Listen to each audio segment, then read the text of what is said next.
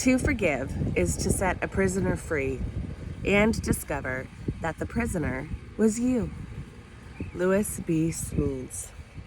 Forgive others not because they deserve forgiveness, but because you deserve peace.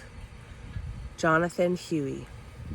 Without forgiveness, life is governed by an endless cycle of resentment and retaliation.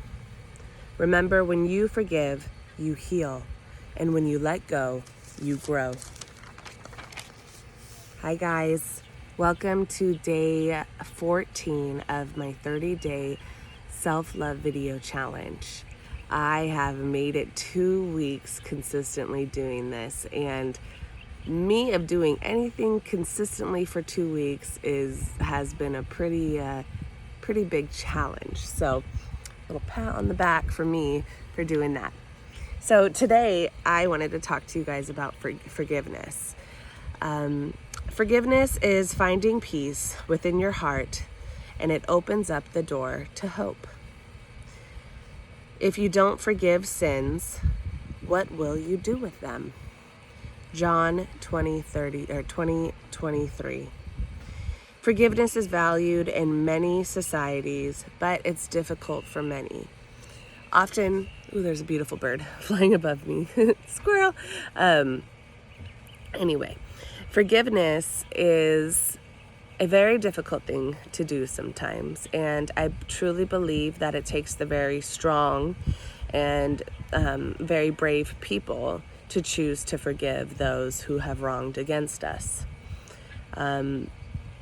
There can be very horrible things and horrible wrongs done against us, but at the end of the day, the person who suffers when we don't forgive people is ourselves. I believe it was Nelson Mandela that said, having resentment is like drinking poison, expecting for the other person to die. I discovered over this past year the power of forgiveness.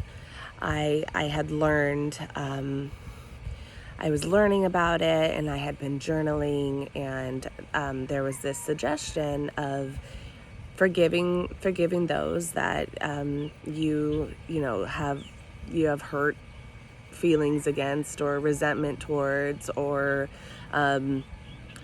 just unresolved pain with. So I had done a challenge through, I believe it was the New World New You challenge for Tony Robbins back in January. And during this challenge, I had written a couple letters of forgiveness.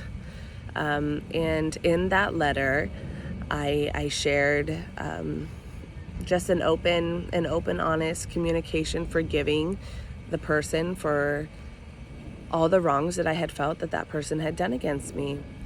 And I read it, and I read it, and I read it until I truly believed it, and I truly could feel that my heart had forgiven that person. And then later on down the road, I think like maybe the next day or so, I decided to write a letter of forgiveness for myself, because we are all responsible for this experience of life. And sometimes it's our actions, sometimes it's our inactions, sometimes it's our limited belief systems. It's always important to take accountability for the choices and the mistakes that we make in life. So I wrote a letter of forgiveness to myself, and just like the previous letter of forgiveness, I read it again and again and again until I believed it.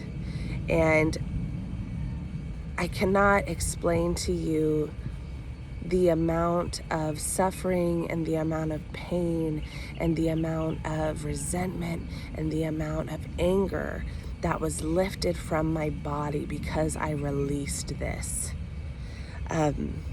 Forgiveness gets us on a road for healing, and it helps us live in the present. When we focus on this person did that to me, this person did that to me, this happened to me as a child, or this happened to me for me to happen. You're just living in the past. And when we forgive people, it doesn't mean that what they did to us is okay. We're not condoning it. We're not saying do it again, but it is freeing us of the negative story of suffering that we attach to the wrongdoing against us. And I think that's why forgiveness is so powerful, because it gives us an opportunity to empower ourselves, forgive others, and it just gets the icky, yucky nastiness out of us. Without forgiveness, we are all tethered to the person who harmed us. So when we forgive people, it almost cuts a cord, if you will, of attachment of that person. And I can guarantee you, in the spiritual realm of things, when you forgive someone, I could imagine that person definitely feels it, whether they subconsciously know it or not. But it frees you of your attachment of the story to that person. It frees you so you can look towards the present and create a new life for you, or create a more powerful and a more positive journey that you can go on. Until we can forgive that person who harmed us, that person holds the keys to our happiness. So I invite you to think about, who has wronged me in my life? What are some grudges that I've been holding for a long time? And who can I forgive? And you know, the wonderful thing about these letters that I was talking about was that these are letters that I never even read to the person that I was forgiving. I never physically told them, well, no, I did tell them that I forgave them, but it was later, after I had read that letter to myself over and over and over and over and over again, until I truly released it and I truly forgave that person. And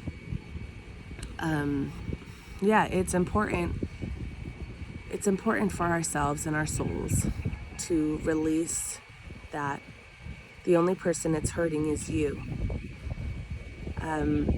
Sure, the other person may harbor some guilt and may harbor some shame, but at the end of the day, you have the power.